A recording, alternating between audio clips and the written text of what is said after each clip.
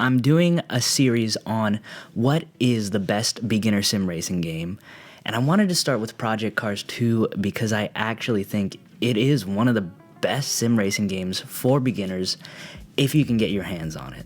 First of all, let's start with the pros. It is very plug and play. You don't need to do too much setup work like you would in R Factor. You don't need to download a bunch of mods like in Assetto Corsa. Back in the day, you could just download it on Steam, put the disc into your console, and you would be able to play. You just plug the wheel in and it would work right off the bat.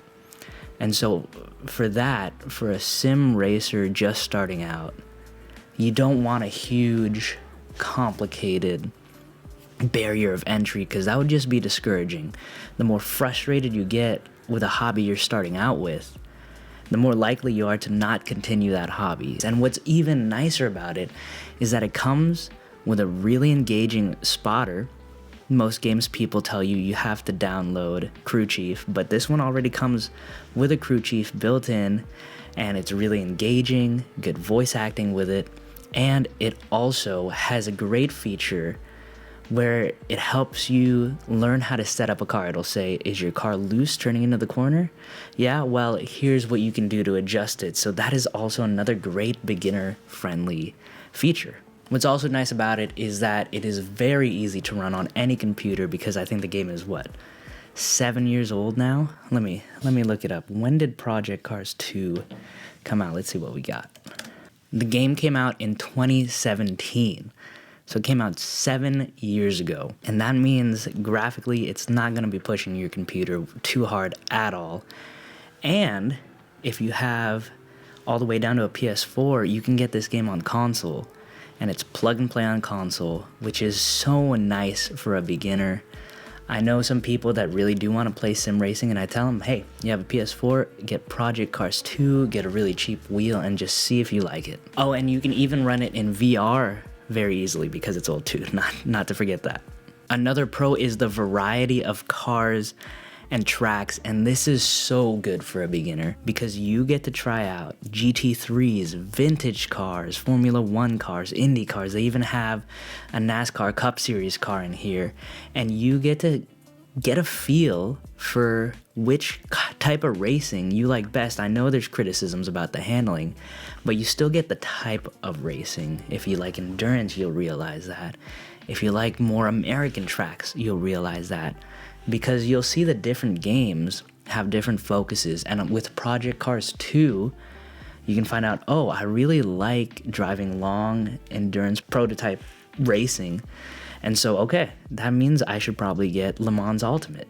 Stuff like that, because it has a wide variety of cars, it really helps you out narrowing down what is your favorite niche in the hobby of sim racing. And having a lot of tracks is so good because you are going to get to learn all sorts of different tracks. Let me tell you, as someone that mostly started on iRacing, I still have trouble jumping into a road race because I don't know that many road courses. But if I had just fully committed to going through Project Cars 2 career mode, I would have learned a lot more of the road courses, and I would have probably felt more confident hopping into online races. Speaking of running your way up through career mode, that's the next thing.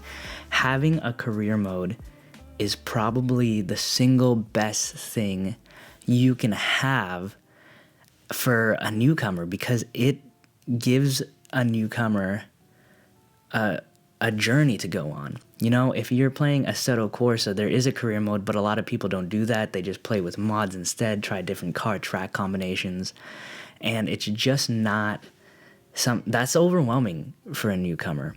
And so if you have a career mode and it just says, hey, you should race GT3s at Alton Park, you're going to do that. You don't get overwhelmed by choice, and it starts you out in the easiest cars, progresses to the hardest cars. It has open wheel, sports cars, all these choices, and by having a structured career mode, you're far more likely to try so many more different things. You're far more likely to play because instead of sitting down and thinking, okay, I want to sim race, I'm going to do Assetto Corsa, but what combo should I do today? Maybe I won't race after all. Instead, you'll be like, oh, I'll just continue career mode on Project Cars 2. And so it just helps a beginner so much have something to do in the sim racing space. Okay, on to the cons. This game obviously isn't perfect. The biggest criticism is that it is not available on Steam anymore. It's not available on the PlayStation Store, Xbox Store, and so you will either have to get a disc copy on console or you're gonna have to get a stream key. I don't think that's that big of a deal. I've gotten Steam keys for games like Dirt 3 or F1 2017 that were unlisted and had no problems with that. So while it does add a greater barrier of entry, which is of course a negative for a beginner, if you take it from me, you should play it. You'll find a way to play it, and I think it is well worth just looking for a key. I'm sure you can find one. There's plenty of clean sites these days to find one, although go at your own risk. The other big thing is you're probably not going to get into any good online races. There are still people running online, surprisingly, but there's no organized safety rating system, no organized daily races or anything like that, and so this is strictly offline, which I think is really good for a beginner. You just want to feel it out offline. The AI, while not the best, is good enough. As a person early in their sim racing days, when I played it, I didn't notice the issues with the AI until years later. So if you're not honed into sim racing, I don't think you'll even notice the issues with the AI. I think you'll still have a lot of fun with it.